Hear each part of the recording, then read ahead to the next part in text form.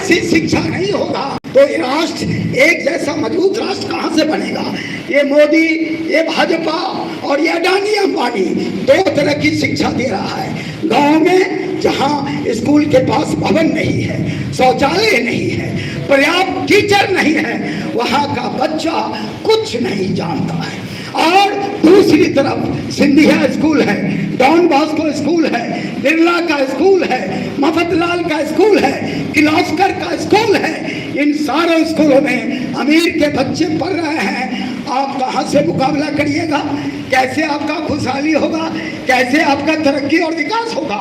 इसीलिए एक शिक्षा, वन नेशन वन एजुकेशन के लिए हम लोगों को आने वाले दिनों में संघर्ष करना पड़ेगा। वन नेशन वन हेल्थ के लिए दुनिया में संघर्ष करना पड़ेगा, नहीं तो ये मोदी और ये भगवा भाला झंडा इस मुल्क का सबसे बड़ा विरोधी है। ये अमेरिकी साम्राज्यवाद का दलाल है। ये मोदी क्या है? हिंदुस्तान का सारी दौलत बड़े बड़े घरानों से सहयोग करके बड़ी बड़ी बहुराष्ट्रीय कंपनियों को बुला करके हिंदुस्तान की दौलत को लुटा रहा है। इसलिए मित्रों मैं कहने आया हूँ कि आप आगे बढ़िए।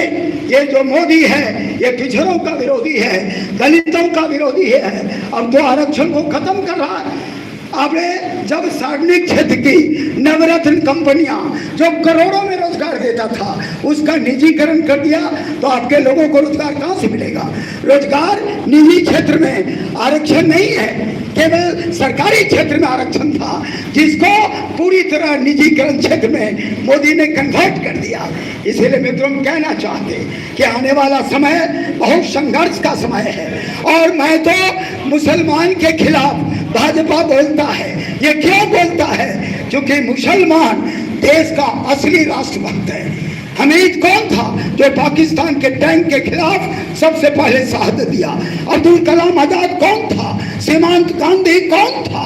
बिस्मार्क कौन था? राजगुरु सुखदेव कौन था जिसने देश के लिए शहादत दिया? किसान मजदूर का राज बनाने के लिए शहादत दिया। बिहार में कोई भी आपका आदमी नहीं है लालू यादव को छोड़ के।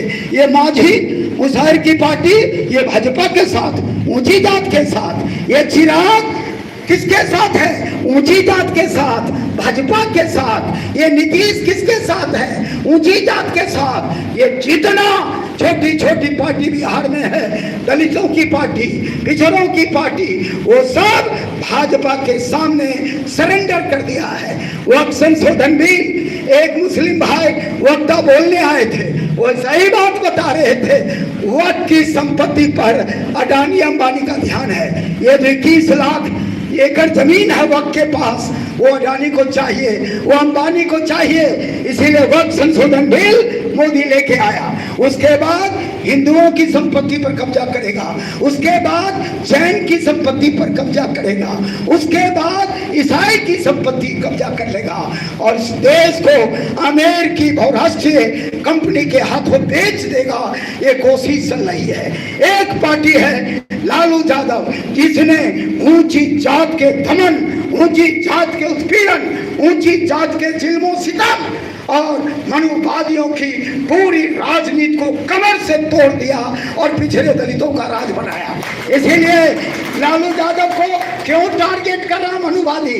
ऊंची जात क्यों टारगेट कर रहा है तेजस्वी को? चूंकि वो 90% की बात करता है।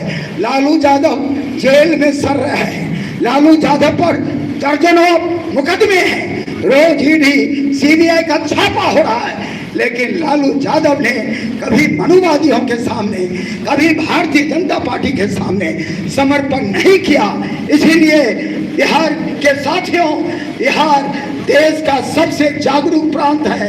इस चुनाव में महागठबंधन को जिताओ, भाजपा भगाओ। इन्हीं चंद बातों के साथ मैं अपनी बात खत्म करता हूँ। इनकलाब जिंदाबाद। बहुत बहुत धन्यवाद।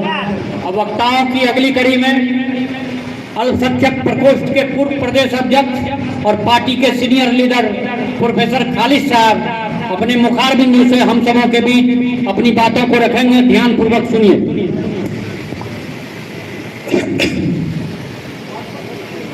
आज के इस परिचर्चा